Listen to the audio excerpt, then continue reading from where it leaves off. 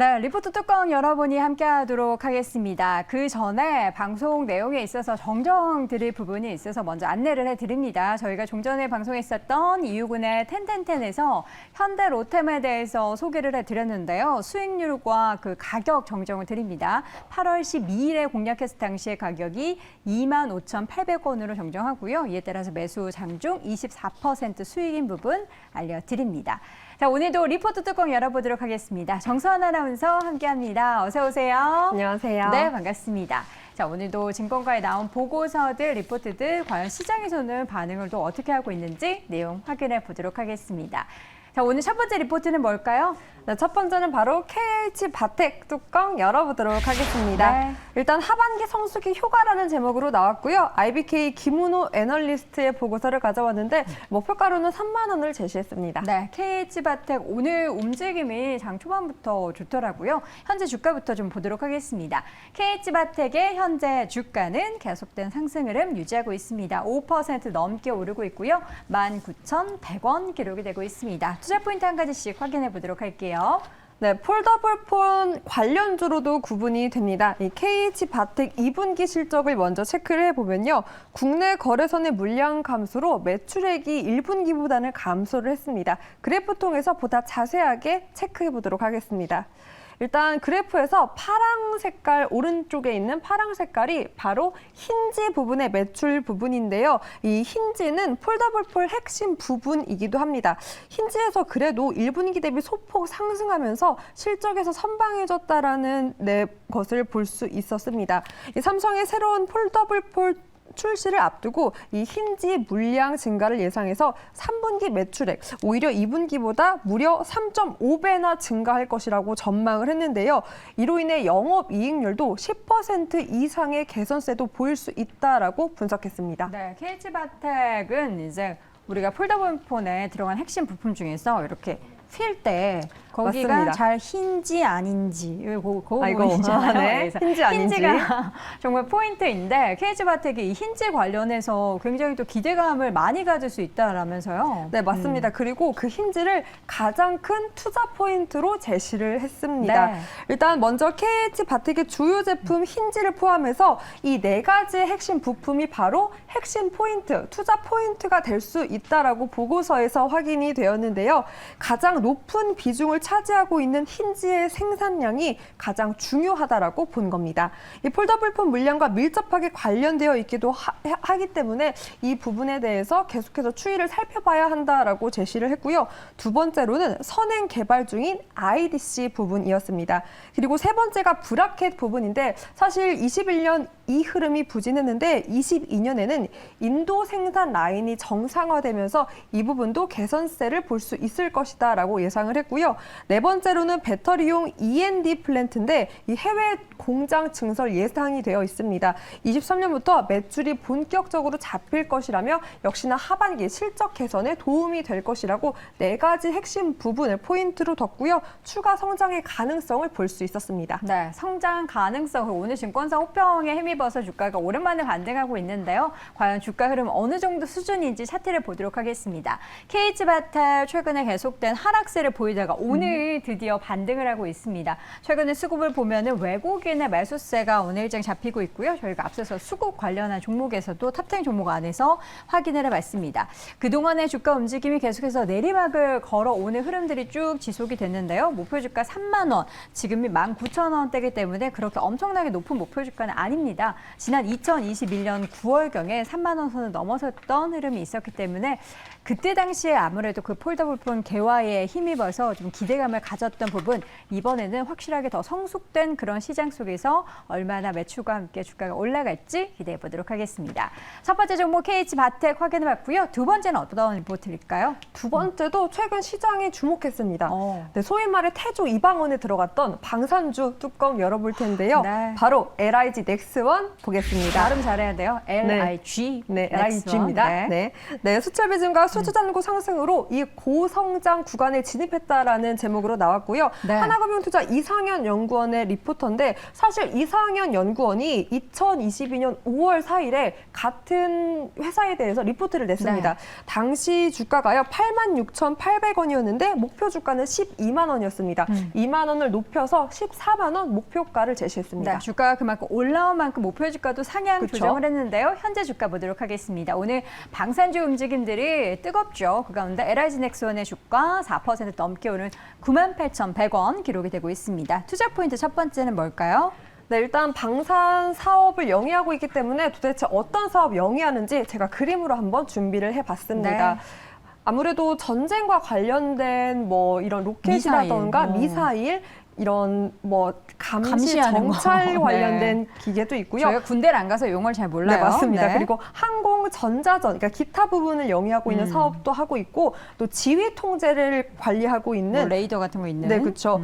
특히나 이 전장에서 정보를 또 빠르게 전달하는 역할을 하고 있습니다. 네. 이 부분들이 매출에 대해서 견인해주고 있는 사업 부분을 제가 그림으로 한번 준비를 해봤습니다. 네. 이로 인해서 2분기도 호실적을 이어갔습니다. 뭐 양산 사업 매출 증가도 있었고요. 수출 사업 비중 확대에 따른 이익률도 개선이 되었고 또 일부 사업의 원가율 개선까지 실적 상승을 이끌었기 때문에 1분기에 이어서 2분기도 호실적을 낼 수 있었습니다. 네, 방산 관련해서 굉장히 시장에서 기대감을 많이 갖고 있습니다. 오늘 저희가 현대로템의 주가가 10% 장중 넘게 오르는 것도 소개해드렸는데 여러 가지 모멘텀을 한꺼번에 갖고 있습니다. 첫 번째 투자 포인트 정리해봤는데요. 두 번째로 기대할 부분은 뭐가 있을까요? 네, 여기서 가장 주목해야 될 것은 바로 수출 비중이 높아질 것이다라는 전망이었습니다. 네. 그래프 보면서 수주 잔고 추이 한번 체크해 보도록 하겠습니다.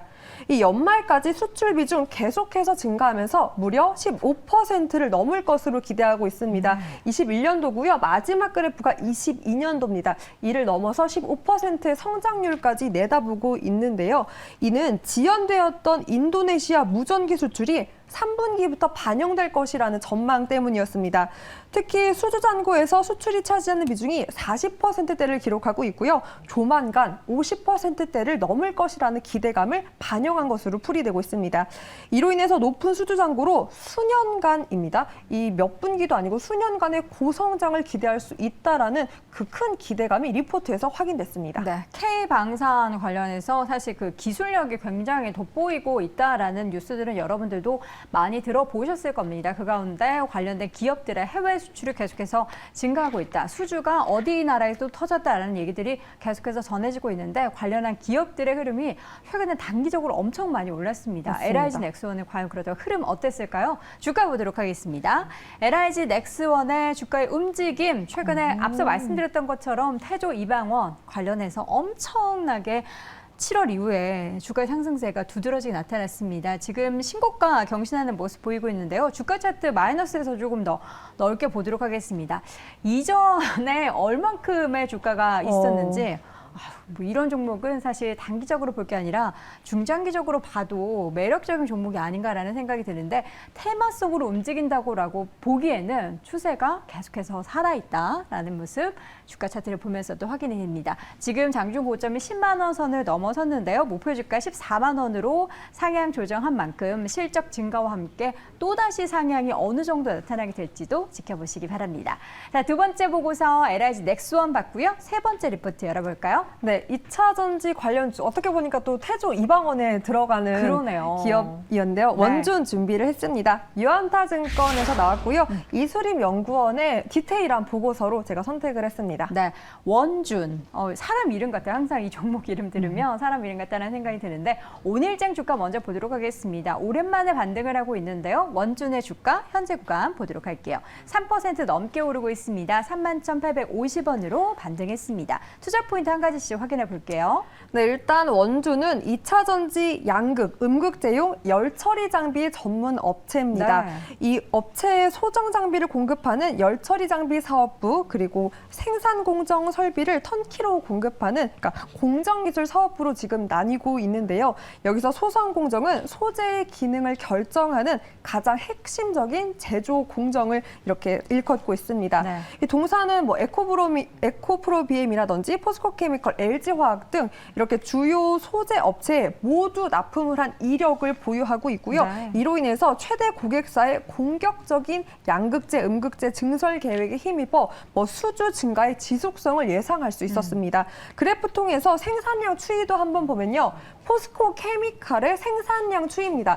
음극재, 양극재 모두 지속해서 올라가고 있는데요. 그러니까 이 동사의 수주도 역시나 계속해서 증가할 것이라는 것을 함께 입증할 수 있었습니다. 네, 전방 산업 쪽이 좋으면 이 기업의 실적도 같이 따라 올라가는 겁니다. 음극재가 됐던 양극재가 됐던 관련한 열처리 장비 관련한 기업이기 때문에 양극재가 좋아도 좋고 음극재 쪽이 좋아도 좋고 계속해서 수요 증가에 따라서 이 기업의 매출과 수주도 늘어난다는 것을 확인해 볼 수가 있었습니다. 자, 이어서 두 번째 투자 포인트 확인해 볼 텐데 원준을 기대할 만한 두 번째 투자 포인트는 뭐가 될까요? 사실 뭐니 해도 이 선점이 최고인 것 선점. 같습니다.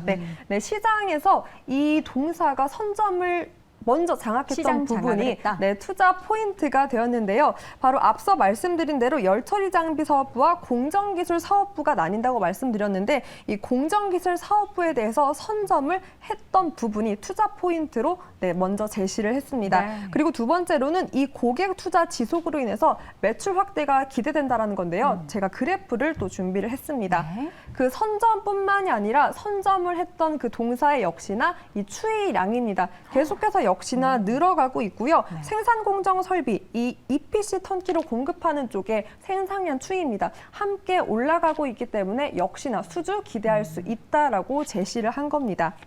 지금 보면요. 이게 뭐 분기별이 아니고요. 연도별입니다. 맞습니다. 연도별로 해서 2030년까지의 차트를 보여드리고 있는데 그러니까 이 원준 같은 경우에는 단기적으로 볼 게 아니라 이 후반부 2007년에서 2030년 들어설수록 더욱더 캐파가 더 확대될 수 있다는 부분을 차트를 통해서도 확인이 됩니다.